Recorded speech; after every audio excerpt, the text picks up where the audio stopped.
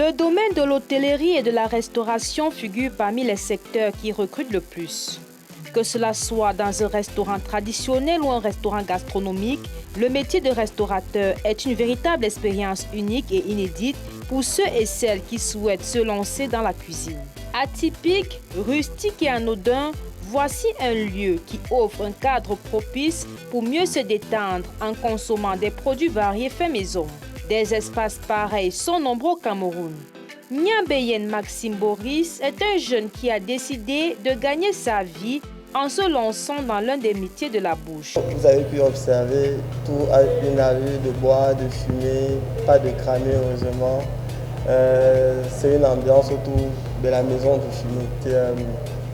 C'est une entreprise qui existe depuis près d'une dizaine d'années déjà, mais qui a été connue au départ sous une autre forme. Ça veut dire qu'on faisait uniquement du fumé, on faisait de la prestation auprès des entreprises de restauration, des ménages, des particuliers et des hôtels. Ici, la spécialité c'est le fumé. Viande, poisson ou crustacés le sont. Une touche particulière que lui seul a le secret. Le fumé, pourquoi? C'est après mon cursus académique, après quelques stages et emplois dans les entreprises de la place, notamment dans les banques, les assurances et les microfinances, j'ai eu comme le grain de vouloir me lancer à mon compte. Et j'avais deux options. La première, c'était l'investissement ou l'entrepreneuriat sportif qui me parlait un peu plus. Je savais que c'était ça qui représentait 55%. Et la restauration, qui est comme une passion depuis l'enfance, qui était à 45%. Bon, après quelques jours et mois de méditation, on est allé sur la restauration. Et après, on s'est dit, OK, il y a tellement de... Parce que les chiffres actualisés aujourd'hui parlent de plus de 300 restaurants dans la ville de Yaoundé uniquement. Et on est allé sur des études là, on s'est dit, OK, on va faire de la restauration, mais est-ce qu'on va faire de la restauration comme tout le monde? On a donc cherché une niche qui était, je parle des années 2012-2013, qui était sous-exploitée parce que maintenant il y a plusieurs entreprises qui proposent également du fumé. On s'est dit, OK, au lieu de faire une cuisine variée, diversifiée, on va faire uniquement du fumé. Quand on veut s'adonner dans une activité, la passion n'est jamais loin. Bien que d'autres éléments l'y ont amené, l'amour pour la restauration a véritablement apporté la saveur nécessaire. Parce que depuis le bas âge, je suis le benjamin d'une fratrie de 3 garçons. Donc j'ai toujours été à la cuisine avec la maman. Et au regard du contexte social ou bien économique, je me suis dit, OK, certes, peut-être ça sera difficile, ça sera compliqué, mais mieux vaut s'accrocher à son rêve, mieux vaut s'accrocher à une passion pour développer son activité. Il n'y a pas de réel cursus obligatoire pour devenir restaurateur. C'est avant tout un métier de passion où toute personne motivée et passionnée peut ouvrir son affaire. Bien évidemment, il existe un tas de formations auxquelles Maxime a participé. C'est une formation en gestion d'établissement hôtelier. Voilà. Donc, je suis beaucoup plus allé dans le côté management des établissements hôteliers et je laisse parler de la main de cuisine qui est naturelle. Donc, je vais voir ce que les autres font. Peut-être je copie parce qu'on ne refait pas la roue, mais j'apporte ma touche personnelle. Le goût exquis qui offre à sa clientèle est dû à la méthode de mise en place. Pas de machine électrique pour fumer ses produits. Tout se fait de manière archaïque afin de ressentir l'odeur du fumier tant recherché. Demain, c'est conception des viandes. Ouais, le traitement, ça veut dire le traitement, on nettoie. Après le traitement, on passe au découpage. Après le découpage, c'est l'assaisonnement. Après l'assaisonnement, c'est la macération. Ça veut dire au minimum 24 heures. Les produits que nous proposons sont frais. Ils ne sont pas stockés pendant des longues durées, ça veut dire 2-3 jours maximum. On fume en continu. On fume pratiquement H24. À l'heure actuelle, on fait cette interview, on est en train de fumer du poulet frais. Donc après l'étape de l'assaisonnement, on passe à macération qui dure minimum 24 heures. Et après ces 24 heures, donc, on passe au fumage proprement dit. C'est un fumage artisanal. Donc on n'utilise pas de machines électriques ou électroniques de fumage. On utilise du bois combustible ou du charbon combustible évidemment. À une hauteur, les stations de fumage sont généralement à une hauteur chez nous de minimum 1,20 m pour éviter la combustion du charbon sur la ville. Donc c'est réellement la fumée qui finit par cuire l'aliment que nous proposons. L'approvisionnement n'était pas facile à ses débuts. Avec le temps, il a pu trouver des partenaires pour acquérir des produits frais au grand plaisir des papilles gustatives de sa clientèle. On allait dans les marchés comme tout le monde. Tu vas au marché de la ville de Yaoundé, tu achètes 2 ou 3, 4 poulets, 5 poulets. Parce que je sais pas dit, c'était après, la ferme n'était pas rentable. On a dû la fermer pour aller dans une ferme de 20 sujets. C'est pas... Donc on s'est approvisionné sur le marché. Mais au fil des années, on a pu être en contact avec des fermes, des fermiers qui font dans du bio. C'est-à-dire que les produits que nous vous proposons sont préalablement bien élevés dans un cursus de production normale, ils ne sont pas engraissés. Et on a des partenaires fiables depuis au moins 5-6 ans. C'est-à-dire qu'on n'a pas de rupture de stock parce qu'on essaie d'utiliser un peu l'approvisionnement et les produits que nous proposons, comme je dis, sont bio. Cette jeune entreprise offre des services variés. C'est d'abord, comme on a dit précédemment, la maison du fumé. Ça veut dire, ok, vous pouvez commander 1 kg de porc fumé, 10 kg de bœuf fumé, 30 kg de poulet fumé, 20 kg de saucisses fumées, 50 kg de poisson fumé. C'est d'abord ça. C'est la restauration. C'est-à-dire qu'aujourd'hui, nous accueillons dans notre restaurant, mais peut-être on pourra vous montrer notre usine de production où c'est réservé exclusivement à la production du fumé.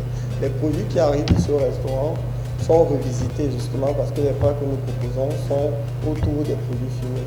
Nous sommes là aujourd'hui, c'est le rôti d'escargot finement fumé, c'est du DG de poulet fumé. Voilà. Donc après maintenant, il y a le troisième service que nous proposons ici, c'est le service traiteur. Ça veut dire que depuis 2 ans déjà, on reste également pour des cérémonies, des mariages, des anniversaires, même. C'est une affluence notoire au niveau des ateliers de fumage ou encore du restaurant. C'est lorsque les fonctionnaires viennent d'entrer en possession de leur dû. La période des fêtes de fin d'année n'est pas mise à l'écart. Nous sommes dans la ville de Yaoundé. Yaoundé vit au rythme des fonctionnaires. Vraiment, le pic en activité commerciale et même chez nos restaurants, c'est du 25 au 5. Les ménages font beaucoup d'approvisionnement et les fonctionnaires sont à même à dépenser. Ça veut dire qu'ils font beaucoup de sorties, restaurants et tout ce qui va avec.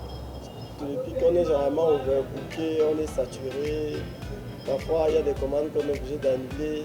Comme tout jeune entrepreneur, Maxime subit au quotidien quelques obstacles qui n'empiètent guère sur son rendu.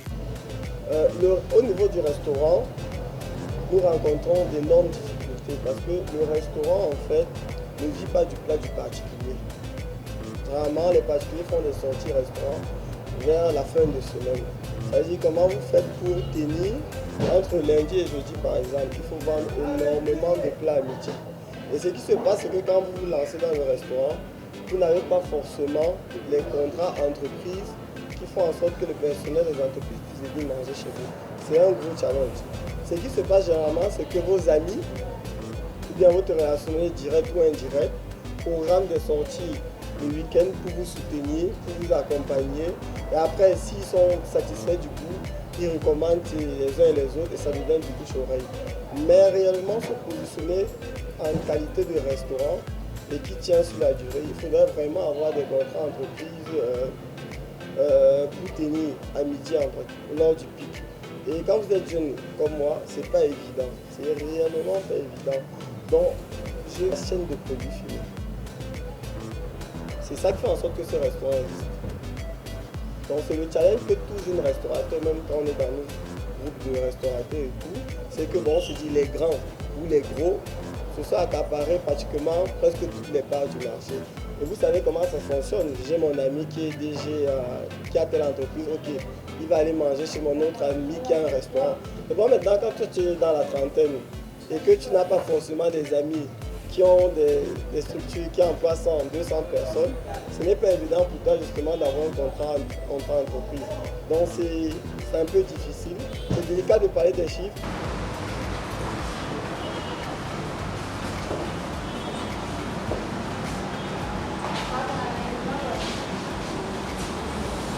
Parce qu'ils te disent que, et ce qui est le cas, tu as ton nom à faire. Donc tu dois t'assurer que ton service est correct. Tu ne peux pas faire le chicha avec les clients. À la limite, tu es au pied des clients. Ils aiment bien ça parce que tu sais, les clients sont très capricieux. Voilà, donc travailler avec un jeune restaurateur, pour eux, c'est un avantage parce que généralement, en plus de la qualité des services que vous leur rendez, comme vous pouvez chercher une forme de notoriété, vous cassez un peu les prix. La vraie difficulté, c'est se positionner sur le marché et faire du full aux heures de pic entre 12 et 14 heures au sein de ta salle de restaurant ou alors en livraison. À partir de 2500 francs CFA, vous avez droit à un plat fumé.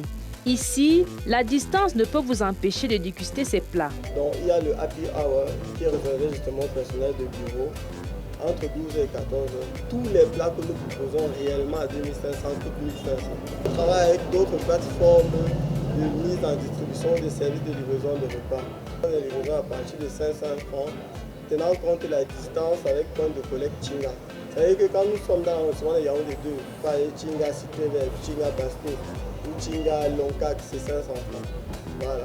Quand on est dans la Loncac, limite Loncac, rond-point Loncac, parce que là c'est là Yaoundé premier, mais quand c'est temps peut-être Imana, ça si Olembe, c'est 1000 francs.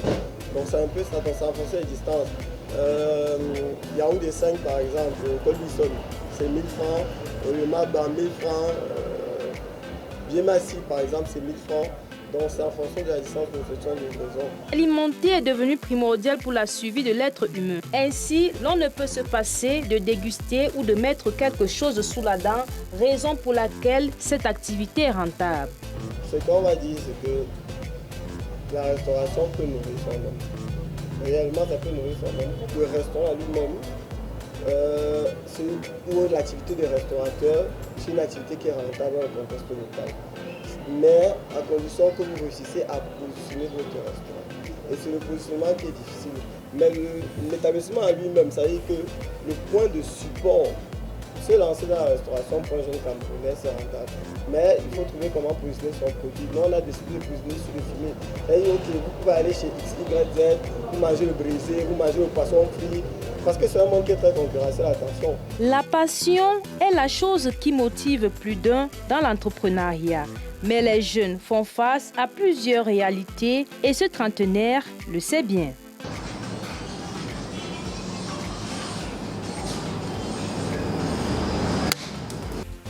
De croire en son rêve, de surtout vivre sa passion et de sentir l'opportunité. C'est bien bon de dire ok, il faut entreprendre, il faut faire. Mais il faut d'abord savoir si ce que moi je peux dire, le business ou l'entreprise que tu veux former, si avec tes qualités, si avec tes compétences, si avec tes valeurs, avant de décider si tu vas te lancer. Parce qu'il ne faut pas qu'on se dise des débats. Le contexte économique actuel est assez difficile. Et parfois, c'est la passion qui te fait tenir. Ça veut dire quand ça ne marche pas, tu y tiens parce que tu n'es pas borné, tu n'es pas buté. Mais tu sens que ça peut prendre et tu y tiens parce que tu le fais d'abord avec amour et passion. Mais ça ne veut pas dire qu'il ne faut pas saisir l'opportunité parce que parfois, quand on dit ok, fais un business dans lequel tu es passionné, machin. Si tu sens que, je ne sais pas, aller à Kiossi, prendre 2 bouteilles à 500 et venir revendre ici à 5500, c'est une opportunité. Même si tu ne la sens pas, c'est une affaire, c'est du trade en fait. Tu prends pour revendre, il faut faire. Mais après, si tu veux aller dans du long terme, du positionnement de ton produit, de ta marque, du développement de ton entreprise, réellement il faut aller avec du cœur.